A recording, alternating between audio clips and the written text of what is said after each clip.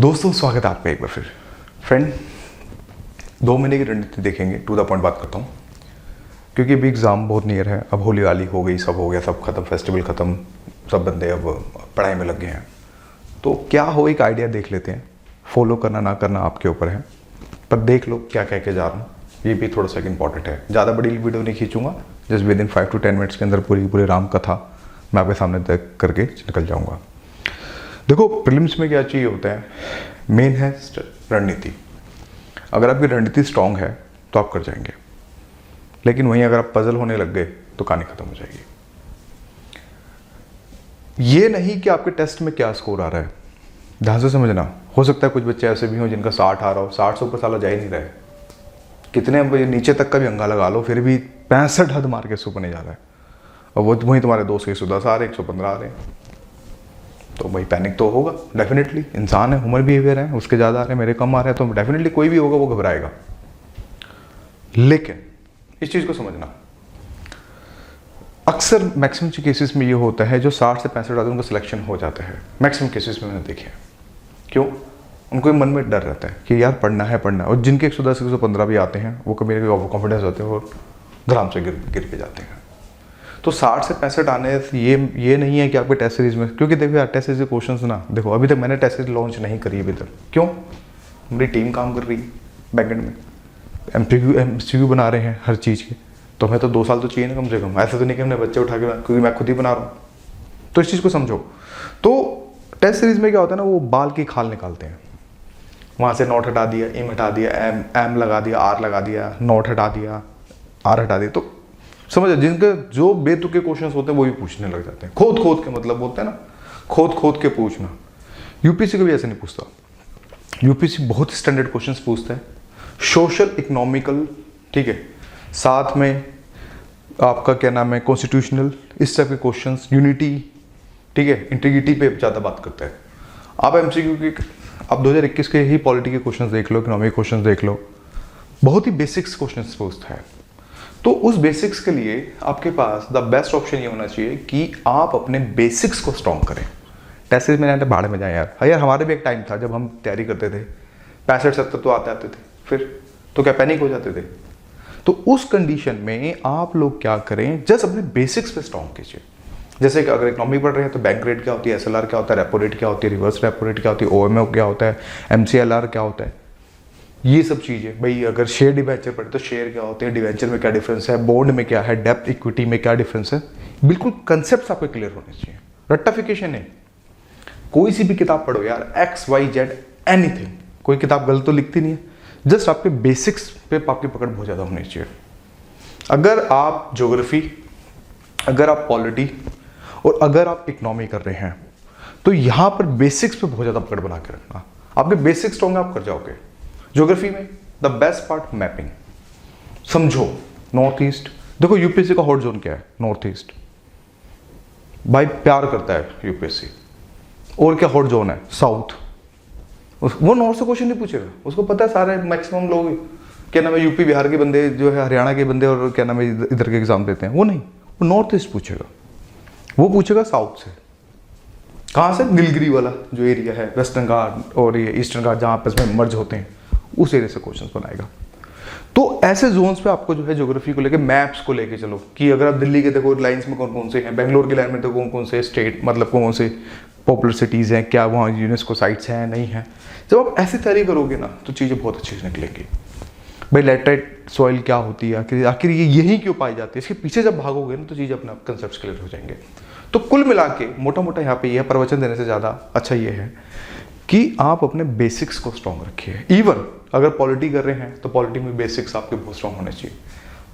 Factual पूछेगा, मैं ये नहीं बोल रहा, जैसे अमेंडमेंट है, अमेंडमेंट में कौन कौन से स्टेट्स बीच में आ जाते हैं जिनको 50% प्लस चाहिए होता है, वो ठीक है, वो फैक्चुअल है, लेकिन आपके कंसेप्ट बिल्कुल क्लियर होने चाहिए। क्लियर के लिए क्या, एनसीईआरटीज। कभी पॉलिटी की एनसीईआरटी पढ़ी है 9 से लेकर 12th, पढ़ के देखना, हिल जाओगे। इतनी नई नई बातें जो लक्ष्मीकांत में नहीं है वो भी चीज़ आपको मिलेगी। Trust me. सेकुलर क्या है, सेकुलर का मीनिंग क्या है, जो टेस्ट सीरीज में घुमाते हैं। तो इसलिए अपने बेसिक्स पे आपको सबसे ज़्यादा जो है पकड़ बना के रखनी है। एक बात क्लियर होगी। अब आते हैं बैक टू द टॉपिक पे।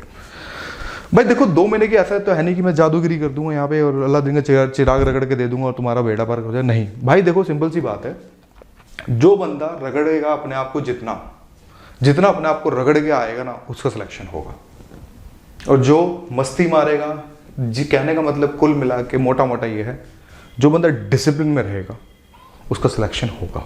और जो बंदा पढ़ाई भी चल रही है, फोन चल रहा है, मैसेज चल रहे हैं, भूल जाओ, फिर व्यर्थ है और तुम अपने आप से चोरी कर रहे हो, बेटर है छोड़ दो यूपीएससी। मैं क्लियर कट बात करता हूँ, ठीक है। देखो ओवरऑल पहले समझते हैं भाई, 1 अप्रैल से 31 सॉरी ये 30 है यार, ठीक है, ये थोड़ा मेरे से गड़बड़ हुआ है, चलो। तो यहाँ पे कुल मिला के 30 अप्रैल, ठीक है, इसको 30 अप्रैल कर लो। ओवरऑल क्या एक स्ट्रेटजी 30 डेज की क्या हो सकती है, पहले इस चीज़ को समझते हैं, फिर उसके बाद तोड़ेंगे हम चीज़ों को। भाई अगर मैं एक एवरेज लेके चलूँ, एक बच्चे के पास 9 से लेके, अरे इतना मोटा पेन क्यों चल गया भाई, हाँ देखो, अगर मान लो फॉर एग्जांपल, मान लो भाई 9 to 10 आवर्स की स्टडी है उसके पास ऑन एवरेज, भाई पूरे दिन पढ़ रहा है, ठीक है, रोटियां तोड़ रहा है, बेरोजगार है, शिक्षित बेरोजगार जिसको हम कहते हैं, ठीक है, 9 से 10 घंटे पढ़ रहा है।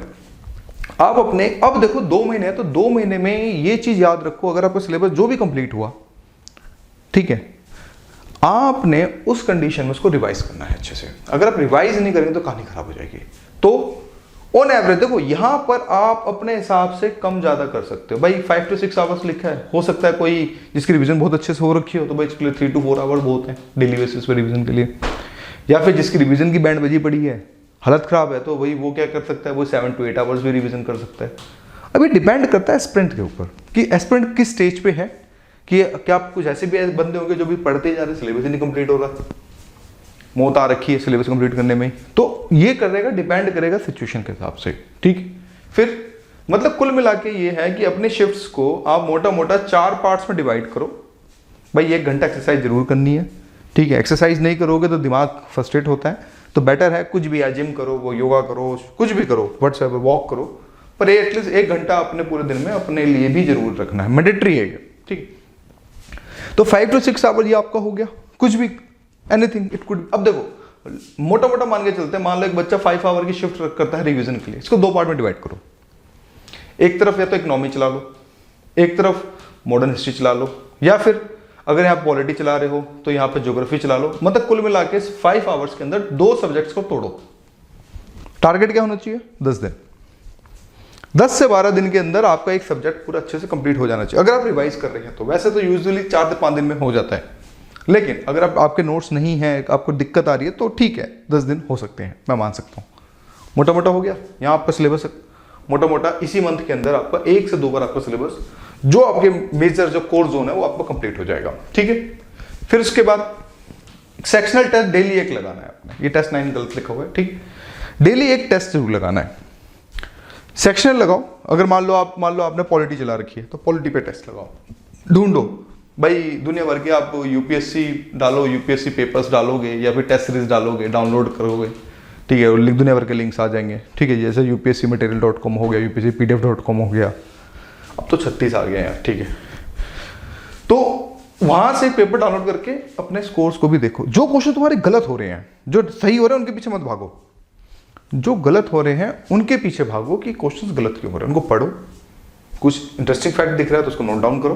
तो ऐसे आपकी पॉलिसी जो है 1 महीने तक चलती रहेगी। यहाँ करीब आपको कुल मिला के अगर 3000 क्वेश्चन अगर आप सच्चे मन से तैयारी कर रहे हैं, डेली एक टेस्ट सॉल्व कर रहे हैं 30 डेज यानी 30 टेस्ट, तो कुल मिला के ये हुआ कि आपके पास करीब 1000 या फिर 1200 पॉइंट्स ऐसे आपको मिल जाएंगे जो आपको नहीं पता होंगे और वो आपने ऐड ऑन कर लिए, ठीक है। यहाँ पे कंसेप्ट जो है बिल्कुल क्लियर हो जाएंगे। ये तो होगी उस केस में जिसका हाँ भी एक टेस्ट और ये डेली आपका चलेगा। अब आते हैं सी सेट पे। यहाँ पे है कंडीशन अप्लाई। कंडीशन अप्लाई का मतलब यहाँ पे ये हुआ कि आप मोटा मोटा ये मान के चलो, अगर आपका मैथ सच में तुर्रम खां है तो सी सेट को काट दो, इस सी सेट के टाइम को यहां रिवीजन में लेके जाओ। ध्यान समझना, अगर आपका सी सेट तुर्रम खां है, तुर्रम खां का मतलब खतरनाक है, मतलब बिना पढ़े लेके आएंगे, कोई दिक्कत नहीं, हो जाएंगे पास, इतना बढ़िया मैथ्स है, मैथ्स रीजनिंग है, तो इस सी सेट को काट दो और इस टाइम को जो आप 1 से 1.5 घंटा अलॉटेड, 2 घंटा अलॉट कर, इस टाइम को रिवीजन स्लॉट में लेके चले जाओ, ठीक, वहां आपको रिवीजन स्लॉट में ज्यादा मिल जाएगा टाइम। फिर half an hour extra activities, mapping, reports, ठीक है, और जो भी चीज़ें मतलब कुछ करना चाहिए, कुछ फैक्ट्स हैं, कुछ फैक्ट शीट बनाना चाहते हो तो उस पर आप मैपिंग, इस पर, ये सारी चीज़ों पर फोकस करें। क्योंकि मैपिंग से क्वेश्चंस मैं ये नहीं बोल सकता कि डायरेक्टली आप सोल्व कर पाएंगे, लेकिन इनडायरेक्टली काफ़ी सारे क्वेश्चन आप सोल्व कर पाएंगे और कहीं ना कहीं 50-50 पे पहुंच जाएंगे। ये हो गया, ये आपका पूरा शेड्यूल इस तरह से चलेगा। ओवरऑल मैं बता रहा हूँ ओवरऑल प्रक्रिया क्या हो सकती है, ठीक है। इससे आप क्या करोगे, जैसे कि 2 सब्जेक्ट चलाओगे तो 10 दिन में 2 सब्जेक्ट खत्म, नेक्स्ट सब्जेक्ट में दो टाइम खत्म, फिर बैक टू बैक रिवीजन मारोगे, चीज़ें बहुत अच्छे से आपकी जो है यहाँ से निकल के आएंगी। अब आते हैं मई में। देखो भाई, हमारा एग्जाम है 5 जून को, तो मान के मोटा मोटा यार ये चलो कि 3 जून के बाद स्टडी नहीं होगी, हम ये मान के चलते हैं। जो भी बच्चा पढ़ेगा 3 जून तक पढ़ता है, चौथा किसी को ट्रैवल करना है, किसी को उधर जाना है, किसी का सेंटर वहाँ है, तो मोटा मोटा हम मान के चलते हैं 3 जून तक ही बच्चा पढ़ेगा, वो भी शाम तक, उसके बाद उसको नहीं पढ़ना, हम मोटा मोटा ये लेके चलते हैं।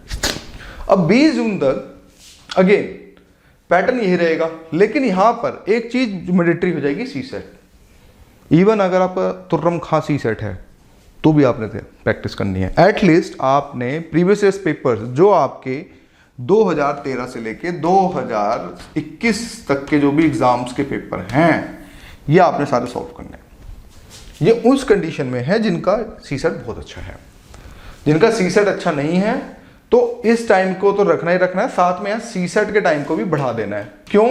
अगर सी सेट अगर हट गया, मतलब सी सेट में बैंड बज गई, तो तुम्हारा व्यर्थ है जीवन, पढ़ना सब बेकार है। और हिंदी मीडियम वालों, सी सेट बहुत बड़ा एक चैलेंज है, बहुत बड़ा हर्डल है जो आपको क्लियर करना ही पड़ेगा। जिसकी मैथ्स और रीजनिंग अच्छी नहीं है, मैं आपको एक ही बात सबक ये बोलूँगा कि आप अपनी रीजनिंग को स्ट्रॉन्ग कर लो और अनसीन पैसेज को स्ट्रॉन्ग कर लो, तो चीज़ें अच्छे से निकल जाएंगी। अगर आप ये नहीं कर पाओगे तो अगर मैथ्स है तो छोड़ दो, लेकिन रीजनिंग और अनसीन पैसेज को जरूर करके जाओ, क्योंकि एटलीस्ट उतना हो सके। इवन मैथ्स में भी नंबर सीरीज हो गया, ठीक है, एजिज वाले हो गए, डायरेक्शन वाले, सब कुछ ऐसे टॉपिक हैं जो हल्का सा दिमाग लगाओगे कर सकते हो, तो एटलीस्ट करके जाना, नहीं तो कहानी खराब हो जाएगी। 20 तारीख तक ये हो जाएगा। 20 तारीख तक आपके 50 टेस्ट, ठीक है, जिन बच्चों ने नहीं बनाए हैं, ऑलमोस्ट 2 to 3 टाइम्स आपके यहाँ पे रिवीजन हो जाएगी अच्छे से। हाँ, बैक टू बैक हो जाएगी, क्योंकि जैसे हम रिवीजन को बढ़ाते हैं, बैक टू बैक रिवीजन में आते हैं, तो दिन हमारे कम हो जाते हैं और घंटे भी हमारे जो है कम होने स्टार्ट हो जाते हैं। एक्सरसाइज भी करनी है, कोई इशू नहीं है। ये आपका यहाँ पे भी डेली 1 आवर की एक्सरसाइज, मैपिंग, ये आप स्लॉट करता रहेंगे। जो नेक्स्ट के 15 दिन बचेंगे, 12-13 दिन जो भी हैं, यहाँ पे 7 to 8 hour revision, CSAT और मैपिंग, बस एक्सरसाइज हट गई, ठीक है, एक्सरसाइज सारी हट गई, फालतू चीज़ें हट गई। यहाँ पे रिवीजन के अंदर यहाँ पे करंट अफेयर भी इंक्लूड है आपका। अगर मान लो 7 to 8 आवर्स अगर आप रिवाइज करते हो, तो मान के चलो 5 आवर्स अगर आप मान लो स्टैटिक को दे दो, 2 से 3 घंटा अगर आप करंट को भी दे दोगे, तो चीज़ें आपकी ठीक हो जाएंगी। क्यों? करंट पे मैं इससे ज़्यादा नहीं फोकस करवा रहा हूँ, क्योंकि यार कुछ भरोसा नहीं है करंट का, कहाँ से क्या आ जाए क्या नहीं आ जाए। तो ओवरऑल एक कुछ इस तरह से आप अपने हिसाब से देखिए, हम एक आपको रास्ता दिखा सकते हैं, लेकिन उस रास्ते को कैसे अचीव करना ये आप पे है। अब मैं बता दूँ इस समय ये करो, इस समय वो करो, नहीं, ये प्रैक्टिकल पॉसिबल नहीं है। हर आदमी का सोने का टाइम, उठने का टाइम, खाने का टाइम अलग होता है, उसी की वजह से हर आदमी का पढ़ने का टाइम भी अलग अलग होता है। तो आपको एक आइडिया दे दिया, अब इस आइडिया को कैसे आप कम ज़्यादा अपने हिसाब से कैसे कर सकते हैं, ये आपके ऊपर है। तो बस यही मुझे कहना था। तो आज की वीडियो के लिए इतना ही। Thank you for watching my video.